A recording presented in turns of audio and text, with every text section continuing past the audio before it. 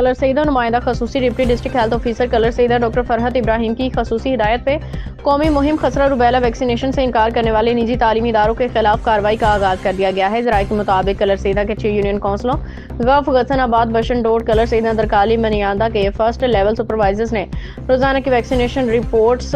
Deputy health officer دفتر میں جمع کرواتے ہوئے متعدد ایسے نجی اسکول کی نشاندہی کی تھی جہاں بچوں کی ویکسینیشن کے لیے بارہا وزٹ کے باوجود تعاون فراہم نہیں کیا جا رہا۔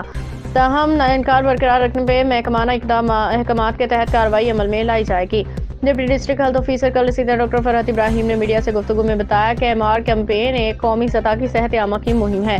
اور ویکسین نہیں بلکہ EPI پروگرام کے تحت پہلے سے 9 سے 15 ماہ کی عمر میں لگائی جانے والی ویکسین ہی تقویت دیتی ہے۔ ڈاکٹر فرحت ابراہیم نے واضح کیا کہ سرکاری مہم میں رکاوٹ ڈالنے والوں کے خلاف زیرو ٹالرنس پالیسی ہے۔ خسرہ روبیلا بوسٹر ڈوز لازمی لگوائیں تاکہ بچوں میں مرض کے خلاف بھرپور قوت مدافعت پیدا ہو سکے۔